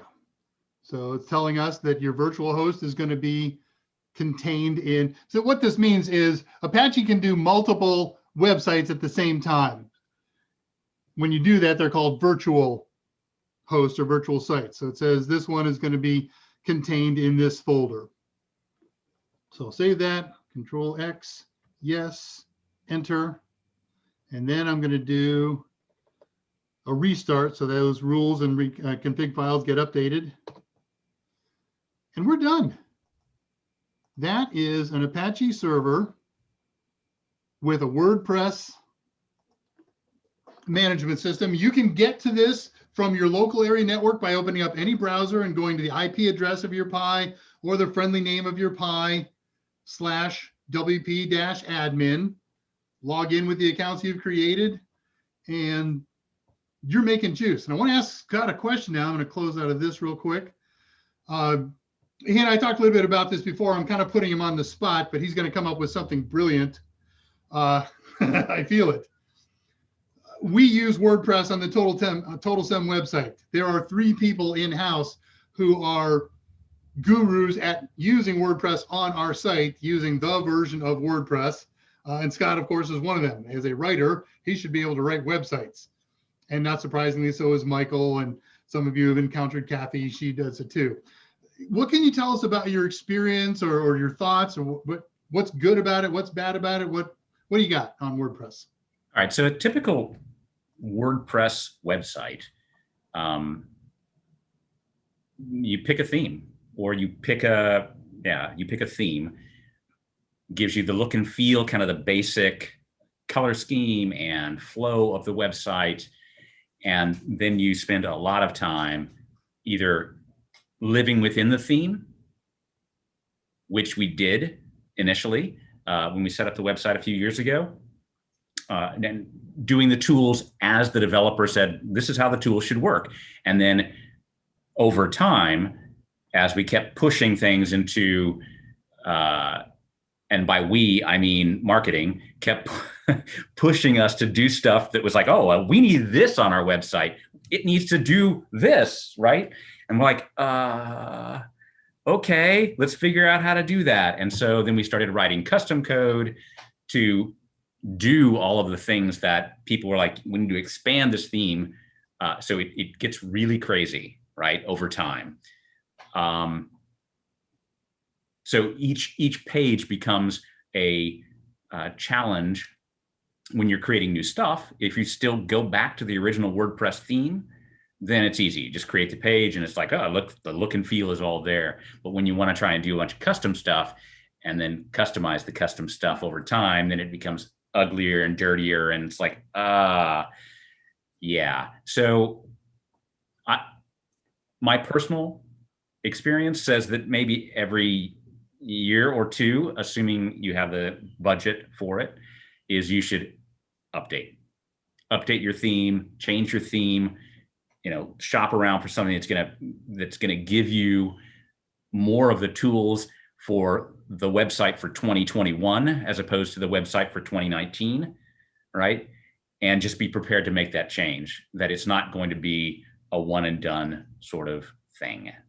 And WordPress is not just a Totalsem small business kind of website platform. Ars Technica, arguably the best tech site on the planet, runs on WordPress. So if they do, right, you can as well. Millions do, and it's an easy thing to learn. I have a little bit of knowledge in it. I did something that we tell people to do.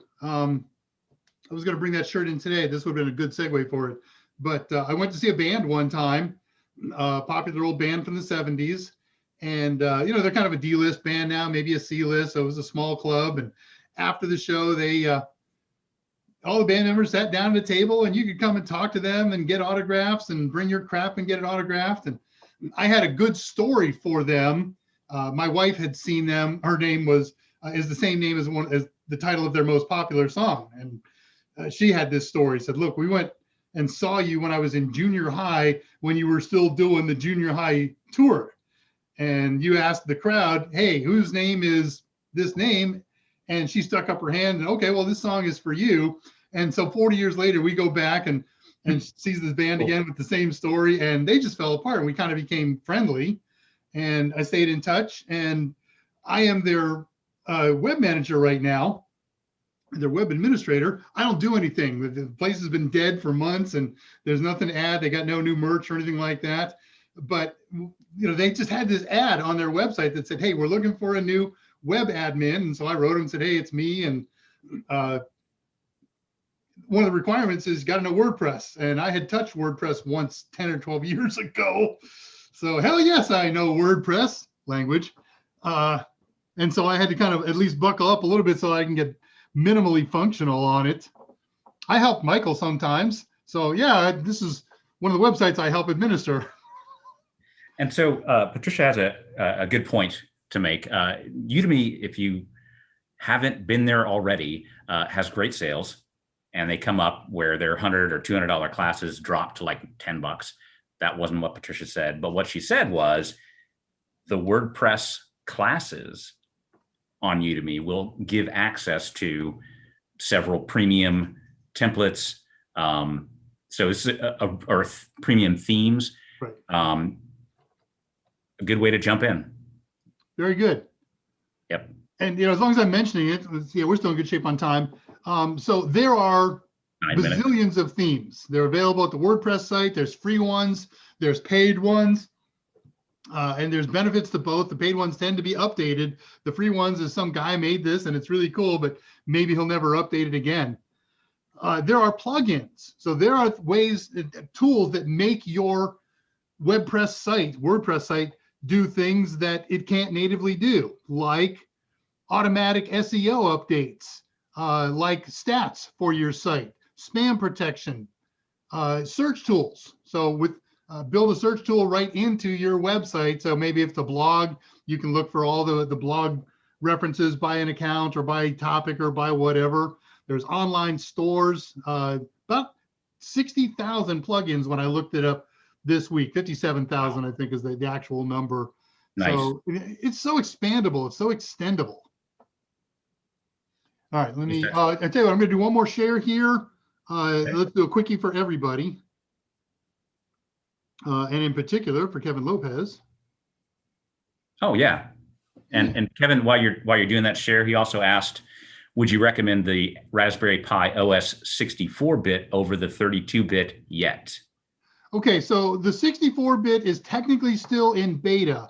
I've been running it on all the production 4s that I use, and it's fine. So yeah, I would recommend it unless you're going to do something that's really production. I'm willing to take the risk and lose everything for my production stuff. If you're willing to take that risk and have to do a reinstall because of a crash, fine. But if not, no, I'd hold on until it comes out in final release. That was a wishy-washy answer, wasn't it? All right, so here's the File Explorer. And it opens up by default to your home folder. Wait, what did you click on? Oh, I'm sorry, it's up on the top. This would be kind of like the same thing as the start bar in Windows. Their start bar is up here, the quick links or things like that. So it's File Manager, one click. And now we can explore very much like Windows. It's not too anti-Windows. The entire file structure that your account has permissions to. By default, it opens up in your home folder. And here's a downloads folder, which is what anything that installs on Linux is going to expect to find. So if I go over here and fire up a browser, this is Chromium. go to the three-dot menu. There is surely some official name for that thing. If anybody knows it, post it. I'm winging it here. I don't know where this is. But I go into settings, autofill, appearance, search engines, startup, default browser, advanced, privacy, security, language, downloads. Hey, look at that. So here in downloads, location, by default, it's going to download into HomePy downloads. And note that that's a capital D. And you can change that. So what I want you to do, Kevin, is look back. Let me see. I got a moment to look this up. I'm going to bring up my index and give you a date.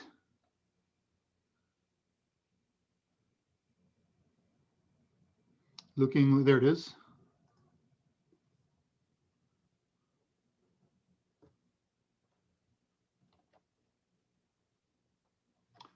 Buzzing, waiting for everything to come up. There we go.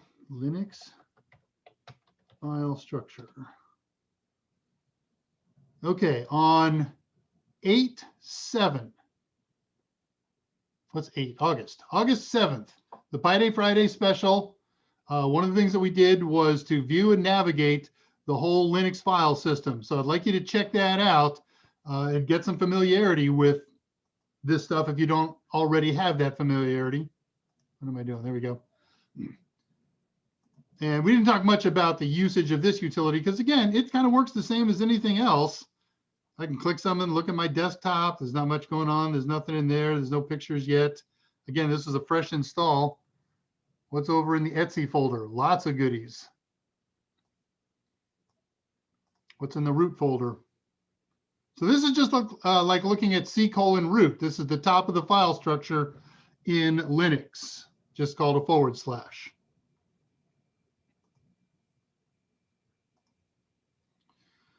All right, let me close that connection.